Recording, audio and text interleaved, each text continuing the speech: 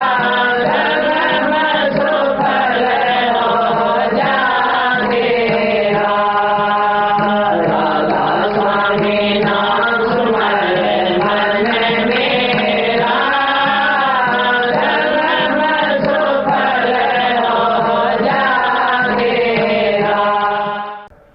है कि संसार तक, लेकिन पार क्या है कि इस दुनिया से पार जो दुनिया है वो पार वाली दुनिया को नहीं है, वो सत्य की दुनिया है, वो सतगुरु के चरण हैं, वो सत्य पुरुष का वो धाम है जिससे ये रूह बिछड़ के आई है। इसीलिए उस धाम में पहुंचने का इंतज़ाम संत सतगुरु करते हैं और उसके लिए रास्ता भी दिखाते हैं। यूँ तो अनेक भक्तों की संतों की कितनी कथा आई है, लेकिन जो अपने हृदय में सत्य को अपना के गुरु के बताए मार्ग पर चलता है तो निश्चित रूप से उसका कल्याण हो जाता है। लेकिन यहाँ देखा देखी का, नकल करने का या किसी को देख के अपने ऊपर ढालने का काम नहीं, बल्कि उसको देख के अपने जीवन को संवारने का जो प्रबंध करता है तो निश्चित रूप से उसको अच्छा फल मिलता है।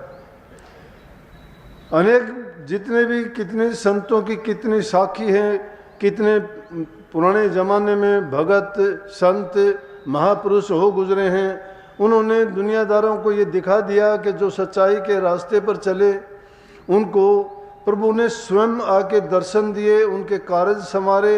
अगर वो नहीं भी किसी के काम किए तो उनकी जगह खुद प्रकट होकर उनके काम किए। उन्हीं में से एक नाम आपको बताऊं, आपने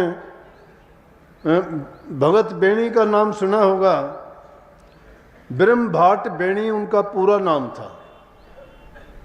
बहुत कम इस तरफ अपनी साइड में जानते हैं, कुछ वाणियाँ उनकी मिलती हैं, लेकिन वो इतने उच्च कोटि के एक गृहस्थी महात्मा हुए कि परमात्मा ने खुद उसको आके दर्शन दिए। जितनी उनकी ज़रूरतें थी खुद उनने जाके पूर्ण की। ब्राह्मण जाति से था, गरीब परिवार था, संतान थी, पत्नी थी, लेकिन ऐसे हालात गुजरे कि उसके घर में अन्न तक का कोई दाना नहीं मिला। लेकिन जब इंसान मजबूर हो जाता है तो उसको कोई रास्ता नज़र नहीं आता तो एक ही काम करता है, सोचता है कि इससे अच्छा मेरा जीने का क्या फ़ायदा है, मैं अपने प्राणों का अंत कर दूं। इससे अच्छा तो मैं सुसाइड कर लूं, खुदकशी करके अपने जीवन की लीला समाप्त कर दूं, जो होगा वो होता रहेगा। और ऐसा हम कई बार देखते भी हैं कि कुछ लोग देखते हैं कोई किसी तरह से, कोई किसी तरह से, कोई जहर की दवाई जो कीटनाशक होती है वो पी के जीवन लीला ख़त्म कर लेता है, कोई कहीं डूब के मर जाता है, कई बार देखते हैं कोई फांसी लगा लेता है। मजबूर होते हैं वो, उनको दुख होता है किसी न किसी रूप में, कोई शारीरिक रूप से, कोई बीमारी के रूप से, किसी के घरों में कोई शांति ना होने के कारण। तो इंसान की एक ही सोच बन जाती है कि मेरे जीवन का फ़ायदा क्या है। वो इस मनुष्य जीवन के महत्व को नहीं जानते कि मनुष्य का चोला कितना कीमती है। और इसका मतलब ये नहीं है कि दुनिया में आया तो जीना स्वार्थ सुख के लिए ही है, नहीं।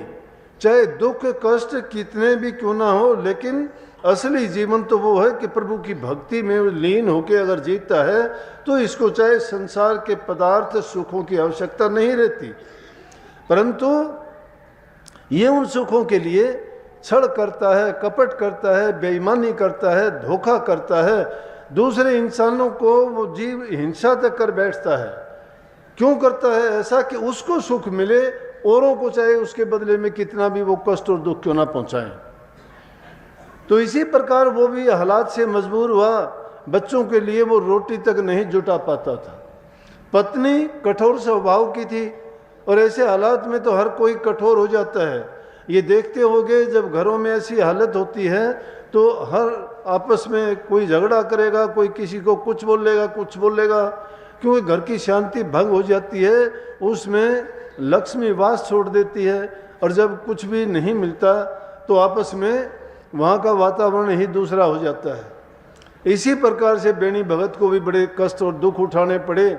उसकी पत्नी उसको कहती कि घर में बैठा रहता है, तू कमाता कुछ नहीं है, लाता कुछ नहीं, बच्चे भूखे, हम भूखे, कपड़े लीरे तक हमें नहीं दे सकता, 2 रोटी तक तू नहीं दे सकता, हमारा जीवन क्या है। अब इंसान घर का, परिवार का आदमी मुखिया होता है, उसकी जिम्मेवारी बनती है कि उनका लालन पालन करे, उनको अच्छी सुख सुविधा दे, लेकिन वो तो उनको पेट पालने तक का कुछ नहीं कर सकता था। आखिर में एक दिन उसने मजबूर होकर सोचा कि चलो कम से कम मैं वही काम करूं कि अपनी जान को ख़त्म कर देता हूं, अपने ये भी धीरे धीरे करके ये भी अपने आप मेरी तरह ही कर लेंगे, ये भी ख़त्म हो जाएंगे, जब कोई रास्ता ही नहीं है मैं क्या करूं। लेकिन कुदरत में ये बात नहीं है, प्रकृति ने हर इंसान के लिए कदम कदम पर बहुत चीज़ें ऐसी, सब चीज़ें ऐसी बनाई हैं कि उनका अपना महत्व है, उनके अपने गुण हैं, उनके अगर हम गौर करके उनकी तरफ देखेंगे तो वो हमारे लिए एक नया संदेश लिए हुए हमें मिलते हैं, और जो हमारी ज़रूरत है वो हमें शिक्षा देते हैं, चाहे वो मुंह से नहीं बोल पाते। जो आदमी अपनी सोच से ही वो गुण उनसे प्राप्त कर लेता है, जिस इंसान की जैसी भावना होती है वैसी चीज़ें उसको प्राप्त भी हो जाती हैं। जैसी रही भावना जाकी प्रभु तिन देखी मूर्त जैसी, जिसकी जैसी भावना होती है वो वैसे ही मूर्ति उसको दिखाई देती है। मन के भाव के अनुसार उसको सब चीज़ें वैसी ही मिल जाती हैं। तो उसको भी क्या कहा, उसने सोचा कि चलो जंगल में जाके अपने प्राणांत कर दूंगा, और वो चलता हुआ जा रहा था तो प्रकृति ने क्या किया कि एक उनको महापुरुष मिला। महापुरुष मैंने क्यों कहा, जो इंसान को अच्छी शिक्षा दे के किसी को दुखों से, तकलीफ़ों से बचा दे, और उसको ऐसा उपदेश दे के, रास्ता दिखा दे कि जिसके कारण उनका जीवन बन जाए, तो उससे बड़ा उसके लिए कौन हो सकता है। हम भी गुरुओं के गीत इसीलिए गाते हैं, गुरुओं ने हमें वो ज्ञान दिया है कि उस नरकों से निकाल के, कोई शराब पीता था, कोई मांस मछली खाता था, कोई चोरियां करता था, कोई छल कपट बेईमानियां करता था, और पाप की गठड़ी बांध बांध के हम अपने सिर पर ढोते थे अज्ञान के बस होके। ये पता नहीं था कि जिंदगी का अंत कहाँ होगा, क्या होगा। लेकिन जब गुरु की शरण मिली, गुरु ने हमें क्या कर दिया, गुरु ने तो सब पापों को धो डाला, आगे के लिए रास्ता साफ कर दिया। उन पापों को ना करने के लिए हमें ये कहा कि भाई उन कर्मों को करोगे तो आपको उनका कष्ट भोगना पड़ेगा।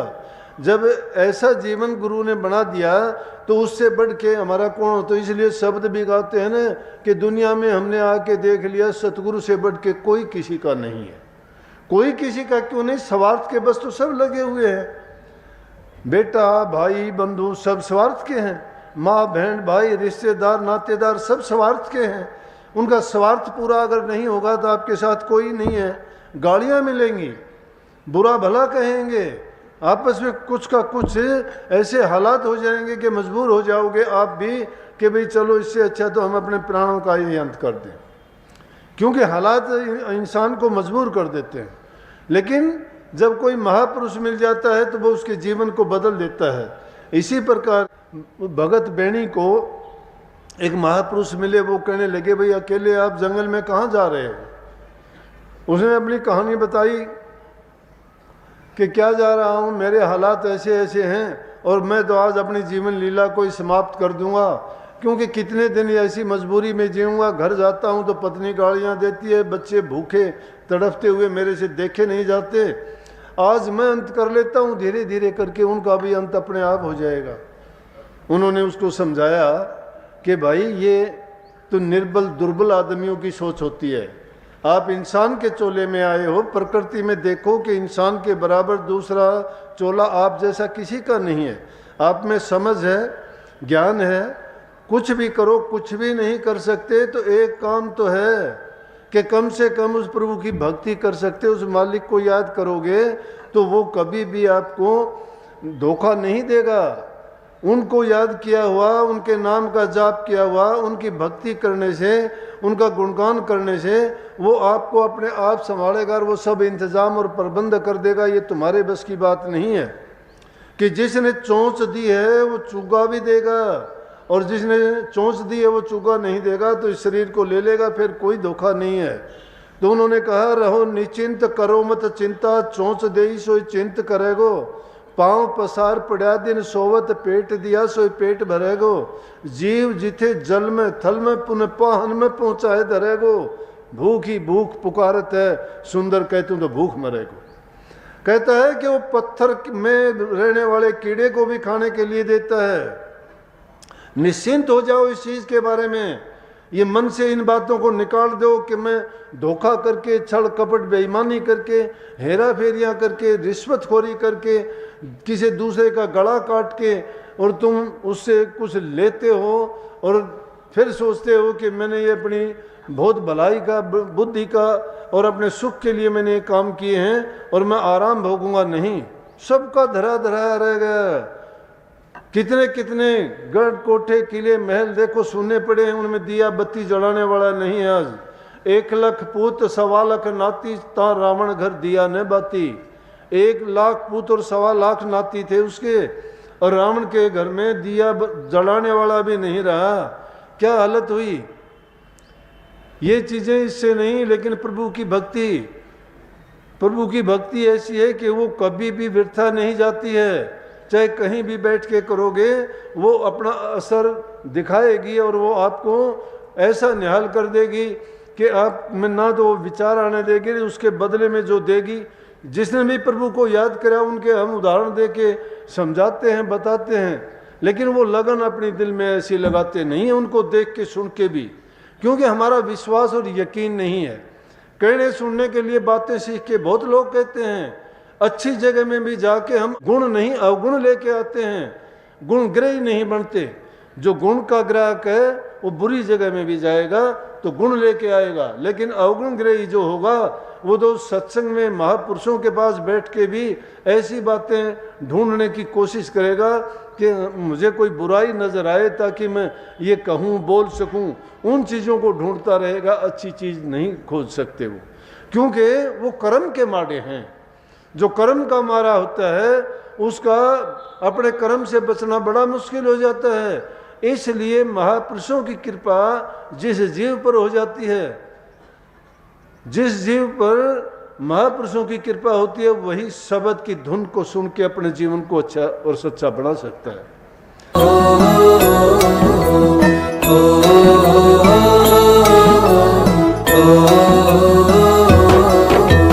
चल सतगुरु के धाम हेली, तज दे सारे काम है, लेके उनसे नाम करो तुम, भजन सुबह हो शाम है।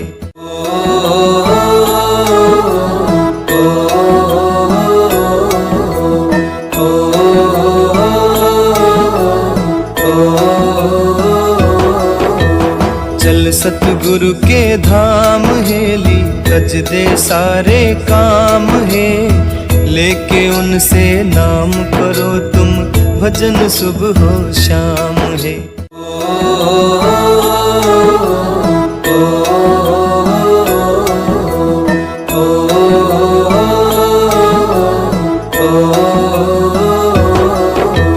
चल सतगुरु के धाम है।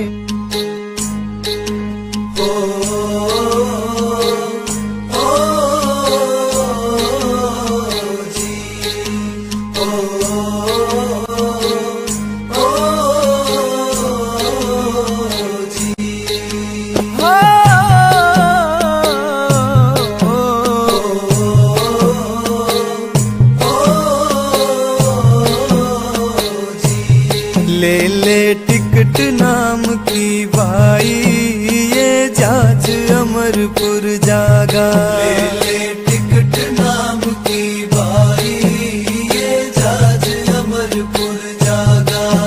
ये जाज अमरपुर जागा, ये जाज अमरपुर जागा। ये जाज अमरपुर जागा, ये जाज अमरपुर जागा। ले ले टिकट नाम की भाई, ये जाज अमरपुर जागा। ले ले टिकट नाम की भाई, ये जाज अमरपुर जागा। सोने का ये वक्त नहीं है, जाग जाग फिर सोवे ना। हीरों जैसा जन्म मिला है, कोड़ी की तरह खोवे ना। तेरा तुझ में छिपा होया है, पत्थर घर पानी टोवे ना, पूजा पाठ व्रत करो कितने इनते फायदा होवे। जब बेणी ने ये बातें सुनी उस महापुरुष से, उसका मन बदल गया। कहने लगा ये बात बिल्कुल सच्ची है कि प्रभु की भक्ति में ना तो कुछ लगता है, एकांत में बैठ के मैं तो भक्ति करूँगा, जो होगा सो देखा जाएगा। अब रोजाना क्या करता है, शाम को घर चला जाता है और सुबह को उठ के जंगल में जाके अपने भक्ति में लीन हो जाता है। इतना प्रभु को याद करता है कि उसको संसार की ओर का ध्यान ही उससे हट गया। जैसे इसमें कहा ना, ये अभी शब्द जो गया था उसमें यही बात बताई गई है, दर्शाई गई कि औजार खिलाड़ी तने खेल खिलाऊं, खेल खिलाऊं। ये तो कबीर साहब की वाणी, वो कहते हैं कि आओ मैं तुम्हें खेल दिखाता हूं, खेल के रूप में तुम्हें ये बताना चाहता हूं कि प्रभु की भक्ति कितनी सहली, कितनी सस्ती, कितनी आसान है। उस प्रभु की भक्ति को तुम किस तरह से करो कि इनकी नकल करके देख लो, तुम्हें वो भक्ति आसान हो जाएगा। तुम कहते हो मन नहीं लगता, तुम कहते हो ध्यान नहीं लगता, तुम कहते हो सुमन नहीं होता, उनके लिए वो बताया है कि तुम अगर ये काम करना चाहते हो तो अनेक उदाहरण कबीर साहब ने दिए हैं कि उनको किस तरह से तुम हासिल कर सकते हो अपने मन को प्रभु की ओर लगाने में। तो इसी प्रकार से संसार की ओर से जब अपने मन को हटा दोगे, उसको सतगुरु की ओर, प्रभु की ओर या शब्द की ओर या अपने अंदर की ओर मोड़ लोगे वृत्ति को, और जब तुम अपने आप में अपनी मन की वृत्तियों का सिमटाव कर लोगे तो समझो कि आप उस खजाने के मालिक हो जाओगे कि जिसमें से जो ना खर्चने से खर्च होगा, खत्म होगा, और ना बांटने से खत्म होगा। वो नाम की दौलत है, जिसके पास नाम की दौलत है उसके सारे काम सिद्ध हैं। तो एकांत में बैठ के वो प्रभु की भक्ति रोजाना करते हैं। पत्नी रोजाना कहती तो सुबह निकल के जाता है, शाम को तू आके फिर घर में बैठ जाता है, लेके कुछ आता नहीं तो कहाँ जाता है। अब बेणी भगत डर के मारे कहने लगा कि मैं तो राजा के यहाँ जाता हूँ। राजा के यहाँ क्या करता है? बोला कथा करता हूँ। बोला तो देता तो कुछ नहीं। बोला कि दे देगा जिस दिन कथा का भोग होगा, अभी तो मैं कथा कर ही रहा हूँ। उसको बेचारे को बहाना मिल गया, लेकिन ओट किसके लिए? प्रभु के लिए।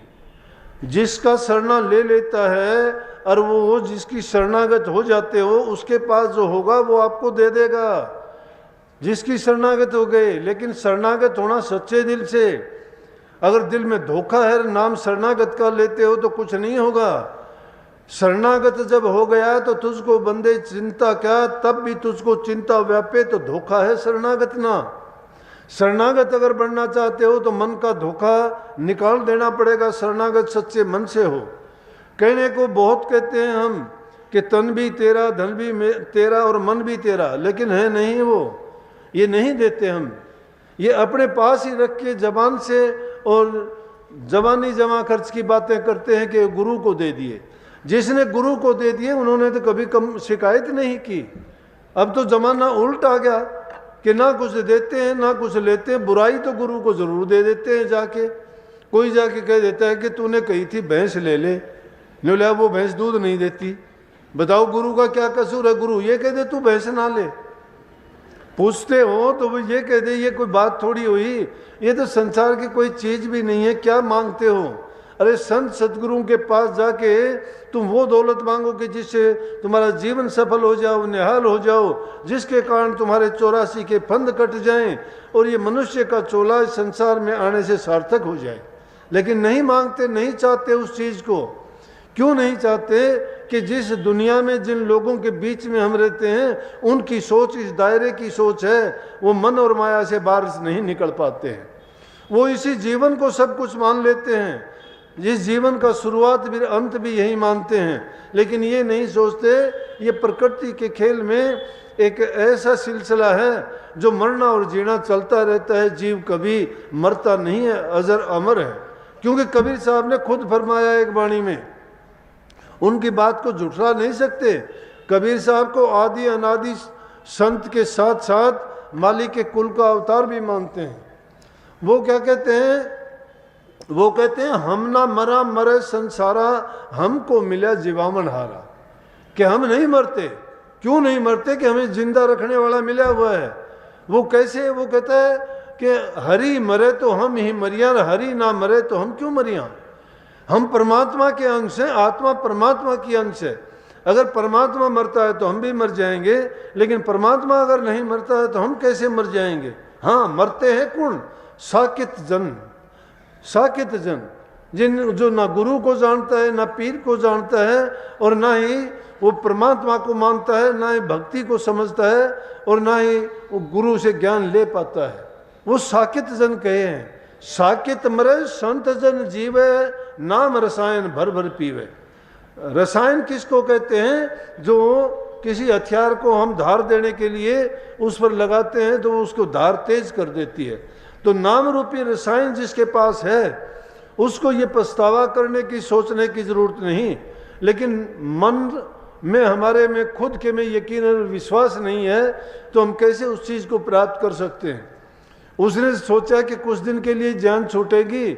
उसने पत्नी से कह दिया कि राजा के यहाँ कथा करता हूँ, जिस दिन भोग पड़ेगा उस दिन राजा की जो इच्छा मर्जी होगी वो कुछ ना कुछ तो देगा। ऐसे थोड़ी कथा करवाता है। अब परमात्मा ने सोचा कि इसके घर में बच्चे भूखे हैं, ये तेरे विश्वास पर, तेरे नाम को इतना जपता है, अगर दो काम होंगे मैंने इसकी मदद नहीं की तो। एक तो जो नाम तेरा ले वे क्या है परमात्मा का, इसका ये विश्वास उठ जाएगा लोगों का, और बेणी भगत का भी कि नाम जपने से मुझे क्या मिला। और दूसरी चीज़ ये होगी कि इसकी बात झूठी पड़ जाएगी तो मेरे भगत की जो लाज बचाने की बात है वो भी ज़रूरी है।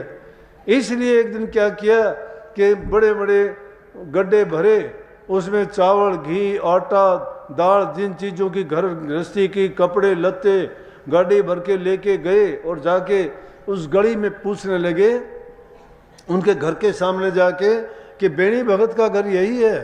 पत्नी निकल के आई, बोले कि हाँ क्यों, क्या बात है? यही है। बोले कि क्या बात है? वो नहीं है यहाँ पे। सुबह निकल के जाता है, शाम को आता है, क्या करना था बताओ। बोला नहीं, उनने उनका सामान भेजा है, राजा ने उनके के कहाँ है वो? उन्होंने वो तो राजा के यहाँ कथा करते हैं। जब उसकी पत्नी के मन में यकीन हुआ कि चलो, वो बात तो सच्ची कहता था कि कथा तो करता है, सारा सामान घर के अंदर रखवा लिया और कहने लगी कि उनको थोड़ा जल्दी भेज देना, आज कहना कि तेरी पत्नी याद करती है। बेणी भगत कहाँ, वो जंगल में बैठा था। एक तरफ तो प्रभु उसकी सब इच्छाएं पूरी करता है और दूसरी तरफ जाके बेणी भगत को कहता है खड़ा हो, चल घर में तुझे बुलाया है। जब बेणी भगत देखता है और सोचता है ये तो कोई साधारण व्यक्ति तो है नहीं, उसके तेज को देख के समझ गया, कहने लगा राजा ने तेरे घर में सारा सामान भिजवाया है, डरने की बात नहीं है, खुशी खुशी घर जाओ। जब उसने ये देखा कि चलो ये तो प्रभु स्वयं हो सकते हैं, मन में उसको जब ये यकीन आया उसकी तरफ चरण छूने के लिए, वो तो उठा देखता है तो वो तो आंखों से उजल हो गए, कुछ नहीं है वहाँ पर। जो उसकी संख्या थी वो सच्चाई में बदल गई। घर आता है, घर आके देखता है तो सब कुछ, पत्नी बड़ी प्यार से बोलती है और कहती है कि आपकी बात सच्ची थी, राजा ने बहुत सामान भिजवा दिया, ये देखो हमारे जीवन में तो कभी ख़त्म ही नहीं होगा। मैं तो सोचती थी कि आप ऐसे ही करते हो और अभी तो कथा पूरी नहीं है हुई है। वो कहने लगा कि चलो दोनों लक्ष्मी खुश होगी, घर में लक्ष्मी आ गई और घरवाली लक्ष्मी भी मेरे से खुश होगी, नहीं तो मेरा तो जीना ही आपने मुश्किल कर दिया था। तो देखो कि जो प्रभु के ऊपर यकीन करके अपना काम करता है, उसके बाद अपने बचे हुए जीवन में उन्होंने अपनी पत्नी को कह के और अपने जीवन को परमार्थ में लगाया, परोपकार में लगाया, दूसरे लोगों के हित की बात की। उन्होंने प्रभु के नाम का प्रचार और प्रसार किया। उन्होंने नाम भक्ति का लोगों को महत्व समझाया कि जो प्रभु के नाम पर रुक जाता है, ठहर जाता है, दृढ़ विश्वास और यकीन कर लेता है तो प्रभु उसके बदले में उसके सारे काज संवारता है। नाम के बराबर कोई चीज़ नहीं है। नाम में सभी गुण हैं, सब पापों को, सब दुखों को हरता है, जैसे तुम चाहते हो सब सुखों का दाता है। सबसे बड़ी चीज़ तो ये है कि इंसान को जो जन्म मरण का रोग लगा हुआ है, उस रोग से पिंड छुटवा के और सदा के लिए इसे जीव को अमर कर देता है। उन्होंने कहा कि ये पाखंड पूजा जो है झूठ कपट, कोई तिलक लगा के, कोई कंधे पर अंगोछा डाल के, कोई झूठी सच्ची बातों का प्रचार करके गृहस्थियों को बहकाते हैं, ठगते हैं, ये भक्ति नहीं है। पाखंडवाद पर उन्होंने बड़ा कुठाराघात किया, सब लोगों को समझाया कि उसके लिए किसी भी प्रकार की आडंबर करने की जरूरत नहीं है। प्रभु को अगर प्रसन्न करना है तो एकांत में एकाग्रचित होके अपनी सभी मन के मैलों को धो डालो। मन में जो बुराइयां छिपी हुई हैं उनको बाहर निकालो, सिर्फ प्रभु को याद करोगे और वही जब तुम्हारे हृदय में समा जाएंगे तो तुम्हें खुद को तो किसी चीज़ की आवश्यकता नहीं रहेगी और वो तुम्हें मालो माल कर देंगे हर चीज़ से। लेकिन जिसको नाम की भक्ति प्राप्त होगी, प्रभु का जिसको आशीर्वाद मिल गया, उसको और चीज़ लेने की जरूरत ही नहीं रही। लेकिन कर्म से नहीं बच पाता है इंसान, इसीलिए उन्होंने कही कि कर्म सुधारो, कर्म बनाओ, कर्म अटल है, कर्म महाबली है। इस पर कोई कोई विचार करता है। बड़े बड़े ऋषि महर्षि भगत लोग भी अगर वो रास्ते से चूके कर्म को उन्होंने बिगाड़ा, उस कर्म के बदले में उनको सजा भोगनी पड़ी। कोई नहीं बच पाता, कर्म से कोई नहीं बच पाता। हरगोविंद सिंह छठे गुरु थे चाहे सिखों के। एक दिन क्या को तक किया कि बैठे हुए हैं दरबार में और एक बटेरे को हाथ में पकड़ रखा है, एक बाज उसको वहां जिंदे को खा रहा है। अब संतों के ये काम थोड़े होते हैं कि वो तो जीवों को बचाते हैं, उन पर दया करते हैं, लेकिन यहाँ उल्टा काम देख के काशी जी से कोई एक सत्संगी वहाँ पधारा हुआ था, उसने वो देख के हालात कहने लगा हाथ जोड़ के कि गुरुजी एक बात आपसे पूछूं मैं, संत तो जीवों की रक्षा करते हैं लेकिन आप ये क्या कोतक कर रहे हो? आपने बटेरे को, जिंदा बटेरे को और इस बाज के हवाले कर रखा है, इसको नोच नोच के खा रहा है। कहने लगे भाई ये इसका कर्म था और उस कर्म को भोग रहा है और मैं भुगतवा रहा हूँ इसके कर्म को। बोले ऐसी क्या बात थी? बोला कि चौथे गुरु के टाइम में ये बटेरा मला था और ये जो बाज बना हुआ है ये एक गुरु भगत था। चौथे गुरु का रामदास जी होंगे उस टाइम पे। ये रामदास जी का भगत था और उन्होंने इसको किसी काम से कहीं भेजा था। जब ये उस काम के लिए गया तो रास्ते में दरिया पड़ता था, लेकिन इसके पास पैसे नहीं थे। इसे मला से कहने लगा कि भाई तू मुझे इस दरिया से पार कर दे। कहने लगा कि इतने पैसे लगेंगे। बोला कि पैसे तो मेरे पास नहीं है। बोला पैसे नहीं है तो ऐसे ही पार कर दूंगा तुझे, बिना पैसे बेड़ी को थोड़ा उस साइड में लेके जाऊंगा, मैं खाली नहीं जाता।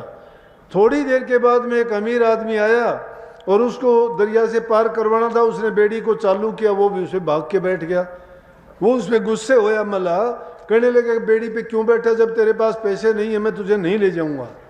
बोला कि वो करते करते उसके बीच में चले गए, पानी गहरा था वहाँ पे और उनको आपस में कहा सुनी हुई। वो कहने लगा मुझे किसी गुरु के काम से जा रहा हूँ, मैं तुझे बाद में दे दूंगा। बोला कि नहीं, यहाँ उधार नहीं चलती। और ये कहते हुए बोले जमला ने इसको पानी में धक्का दे दिया। धक्का दे दिया तो डूबने लगा। तो डूबते डूबते इसके मन में ख्याल आया और ये कहने लगा कि अगर मेरा बस चले तो तुझे जिंदे को चबा जाऊं, मैं नोच नोच के खा जाऊं तुझे। बोला ये अंत मति थी इसकी। आखिरी वक्त में जब ये मरने लगा तो इसने ऐसा सोचा कि अगर मेरा बस चले, मेरा जोर चले तो तुझे नोच नोच के खा जाऊंगा। बोला ये इसका सोच थी और ये इसने कर्म किया था। तो अब जो है ये तो बाज की जोनी में आ गया है और ये बटेरा बन के आया है। अब मैं इनके कर्म को भुगतवा रहा हूँ। अब ये इसके, क्योंकि इसका ख्याल था कि मैं ऐसा करूँ। हम तो इसी प्रकार से लाखों प्रकार के ख्याल सुबह से शाम तक उठाते हैं, कैसे कैसे ख्याल हमारे मन में प्रकट होते हैं। इसीलिए संतों ने कहा है कि सांस सांस में नाम सुमर व्यर्था सांस ना खोए, क्या जाने इस सांस का आमन हो ना होए। क्या पता आने वाला सांस ही आखिरी सांस हो हमारा। हम बरसों तक की बात, आगे तक की सोचते हैं, पीढ़ियों तक की बात सोचते हैं, बेटे पोतों तक के इंतजाम करने की कोशिश करते हैं। अरे भरोसा तो अगले पल का भी नहीं है। ग्रास जो मुंह में ले लिया है उसका भी नहीं है कि वो निवाड़ा नीचे उतरेगा कि नहीं उतरेगा। जिस बात को हम नहीं जानते और उसके लिए इतना इंतजाम प्रबंध करते हैं, और वो भी किस तरह से, मन में किस प्रकार के द्वेष ईर्ष्याएं भर भर के। तो फिर हमारी गति क्या होगी? इसलिए कोई भी ख्यालात मन में लेके जब ये जीव अंतर समय में जाता है तो कहते हैं कि अगले जन्म में वैसे ही इसको कर्म भी भोगने पड़ते हैं। तो कहने लगा कि ये इसका कर्म ही तो था, इसलिए क्योंकि गुरु के घर का होने के कारण अब इसकी जो इच्छा थी, मैं इसके कर्मों को, इसने नोच नोच के खाने की कही थी, अब इसको नोच नोच के जिंदे को चबा चबा के खा रहा है। इसलिए हमें ये सोचना चाहिए इन बातों से हमें शिक्षा क्या मिलती है। ये समझाने और बताने का मतलब ये है कि हम तो अनेकों कर्म ऐसे करते हैं, अनेकों ख्याल ऐसे करते हैं, किसी के बारे में ऐसे सोचते हैं, लेकिन आज जो ज़माना है, युग है, इसको हम देखते हैं ना तो किसी का चरित्र रहा है, ना किसी में संस्कार रहे हैं, ना आपसी प्यार प्रेम रहा है, ना कोई सेवा भाव है। भक्ति के लिए ये 4 चीज़ें तो ज़रूरी हैं, सेवा, तप, त्याग, तपस्या। जब ये भावना ही हमारे दिल में है, नहीं है, किसकी सेवा करेंगे? माँ बाप की सेवा नहीं करते, दुखी गरीब की ओर देखते भी नहीं हैं, भूखे नंगे को हाथ से कभी कुछ देते नहीं हैं। शास्त्रों की बातों को माने तो कल्याण करने के लिए, अपने जीवन को सुधारने के लिए शरीर से हमें सेवा करनी चाहिए। हम तो अपने शरीर के लिए सेवा करवाते हैं दूसरों से, पानी तक का गिलास नहीं पी सकते उठ के, वो भी कहते हैं कोई दूसरा दे दे। कमा के खाना नहीं चाहते हैं, हेरा फेरी का, ठगी का खाना चाहते हैं। अरे जैसा खाओगे लूट खसूट का, जैसा अन्न खाओगे वैसा मन हो जाएगा। तुम धोखाधड़ी का जैसा खाते हो वैसे ही तुम्हारे विचार होते, परिवार बिगड़ जाता है, संतान बिगड़ जाती हैं, उनकी सोच बिगड़ जाती है, तो फिर तो आपस में लड़ाई रहेगा, झगड़ा रहेगा, भाई भाई का दुश्मन बन जाएगा, बाप बेटे का दुश्मन होगा, घरों में प्यार प्रेम जाता रहेगा। जहाँ बुजुर्ग आदमियों की इज्जत कदर नहीं है, जहाँ उनकी सेवा नहीं की जाती है, उनकी बातों को माना नहीं जाता है, उनकी शिक्षाओं पर नहीं चला जाता है, वो घर बसता है दिखावे के लिए, लेकिन वो घर कुछ नहीं है, सुनती नहीं है, अच्छे गुण नहीं है, कुमतियाँ भरी पड़ी हैं, बुरे विचारों से सब के सब मन खराब है। इसीलिए कहते हैं कि कलयुग है, कलयुग है। कलयुग से भी मैं तो कह देता हूँ कि वो 4 युग तो बने थे, अब तो कलयुग क्या पाप युग चल रहा है। कोई किसी पर यकीन नहीं रहा, कोई भरोसा किसी पर नहीं है, किस पर यकीन किया जाए, क्योंकि संस्कार नहीं है, अच्छे ख्यालात और विचार नहीं है। जो संतों के सत्संग में जाके भी जीव सुधरता नहीं है, अपने जीवन को नहीं संवारता है, लेकिन कर्म से नहीं बच पाता। अपनी नीति और मन को साफ करके अगर कोई अपने जीवन को बनाता है तो मैं कहता हूँ कि उसके लिए तो अब भी सब कुछ सतयुग है। उनके लिए कभी भी ना त्रेता आया, ना द्वापर आया, ना कलयुग आया और ना ये पाप युग आया। मेरे सतगुरु अंतर्यामी है, मेरे सतगुरु अंतर्यामी है, ये सकल धरा के स्वामी है, ये सकल धरा के स्वामी है। हर दिल की जाने बात, हाँ बात, अपने घर सतगुरु आए रहे, मन नहीं होश कोई आज, हाँ आज अपने घर सतगुरु आए रहे। खुशियों के बाद साज, हो साज, अपने घर सतगुरु आए रहे। यो सब नहीं सब कुछ दे रहा, यो सब नहीं सब कुछ दे रहा, बदले में कुछ नहीं ले रहा, बदले में कुछ नहीं ले रहा। इसे कहाँ मिले संत सरताज, सरताज, अपने घर सतगुरु आए रहे। खुशियों के बाद साज, हाँ साज, अपने घर सतगुरु आए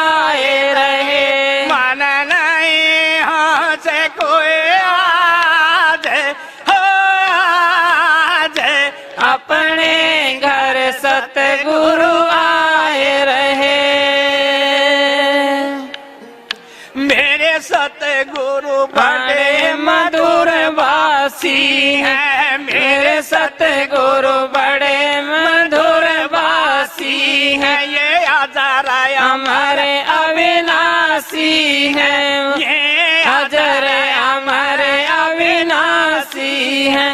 हर दिल की जाने बात हो बात, अपने घर सतगुरु आए रहे, खुशियों के बाज साज हो साज, अपने घर सतगुरु आए रहे।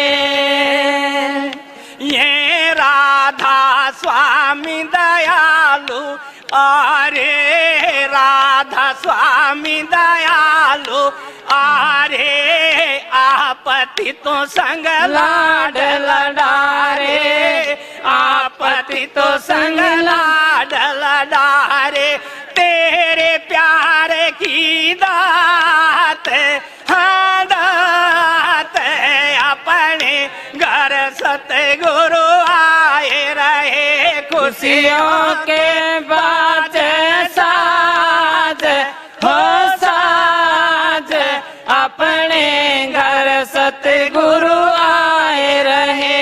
मन नहीं हो से कोई याद, हाँ याद, अपने घर सतगुरु आए रहे।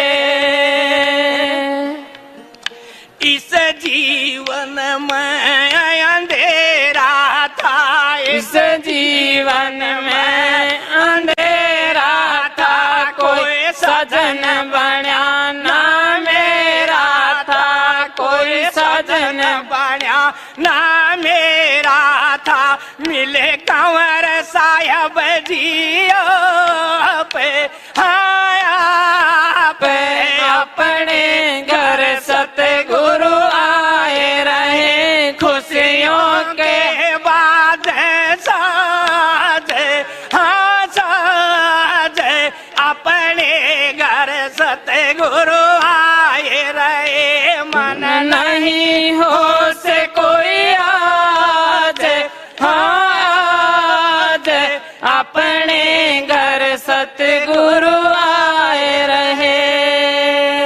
राधा स्वामी, राधा स्वामी।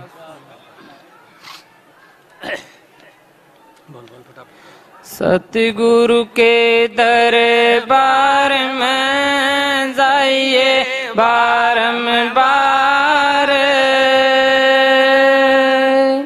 भूली वस्तु लखाए दे, सतगुरु हैं दातार। जिनको सतगुरु मिल गया उनके ऊंचे भाग, सतगुरु ज्ञान से धोइए जन्म जन्म के दाग।